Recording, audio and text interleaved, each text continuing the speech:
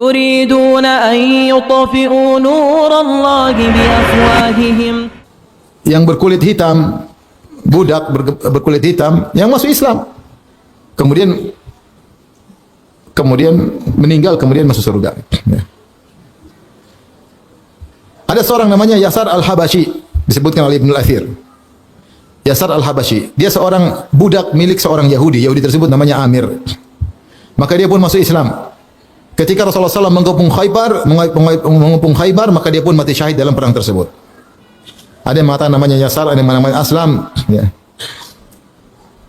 Adapun kisahnya diriwayatkan oleh Ibnu Hisham dalam Sirah dan juga Al-Baihaqi dalam Dalail Nubuwah dan Zahabi dalam Tarikhul Islam dan juga disebut Ibnu Qayyim dalam Zadul Ma'ad.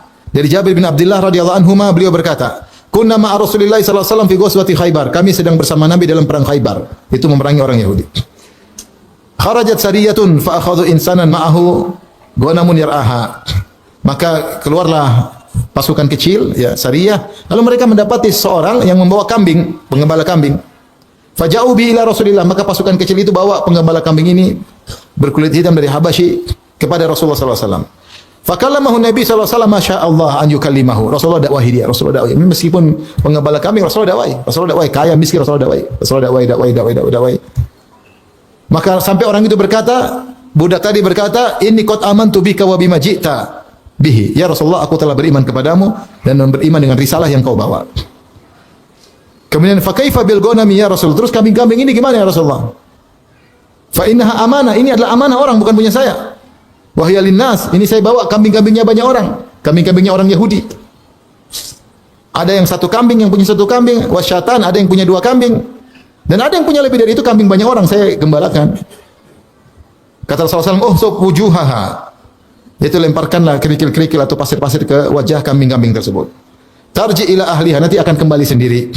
Maka fa akhadha qabdatan min hasba'i aw turabin farama bihi wujuha. Maka budak tadi ngambil satu genggam pasir atau kerikil-kerikil kecil, kemudian dia lemparkan ke wajah-wajah kambing-kambing tadi. Mukjizat ayat. Ya, maka kemudian fa kharajat tasyaddu hatta dakhalat kullu syatin ila ahliha. Masing-masing kambing pulang ke majikannya masing-masing. Tsumma taqaddama ila saf, kemudian dia maju ke dalam saf.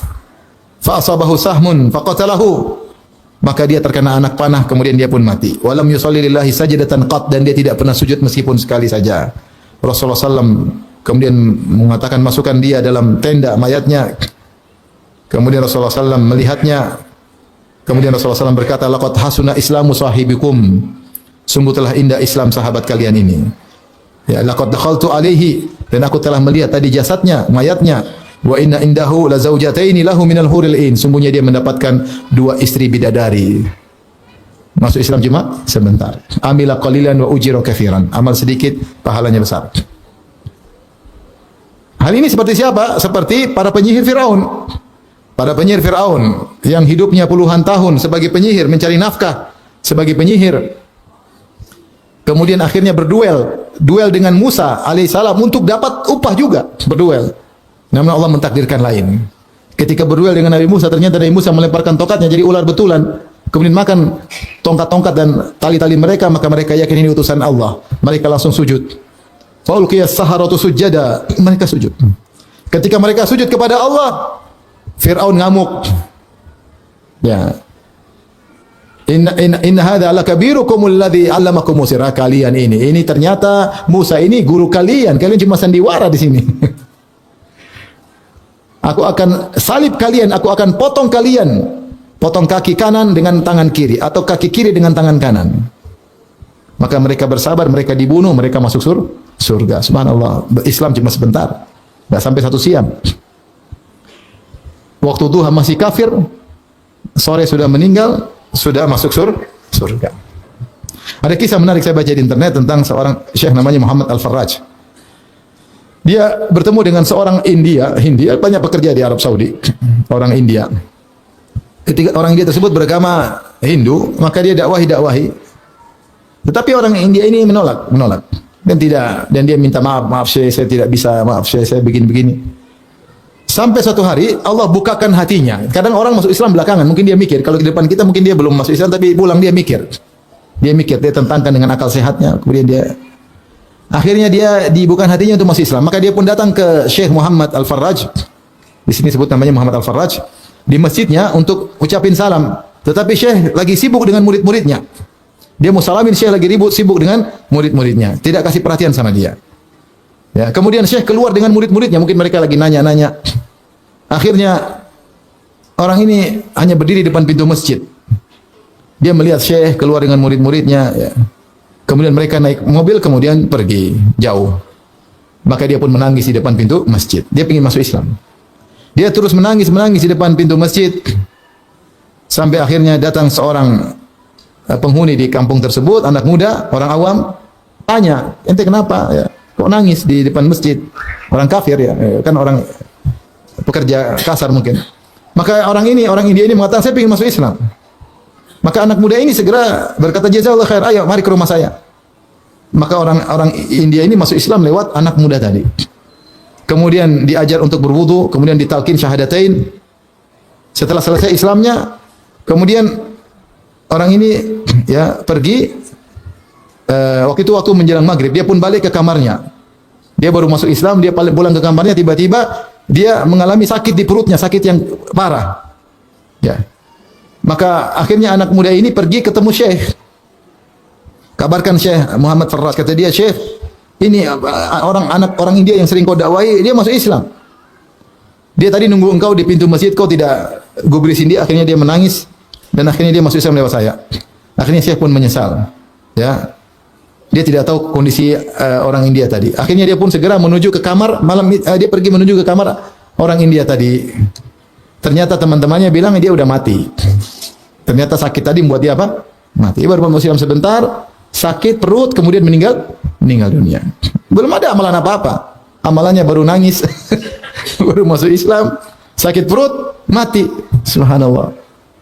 Akhirnya kata mereka dia sudah dibawa ke rumah sakit. Kan kalau itu dimasukkan ke rumah sakit. Ya.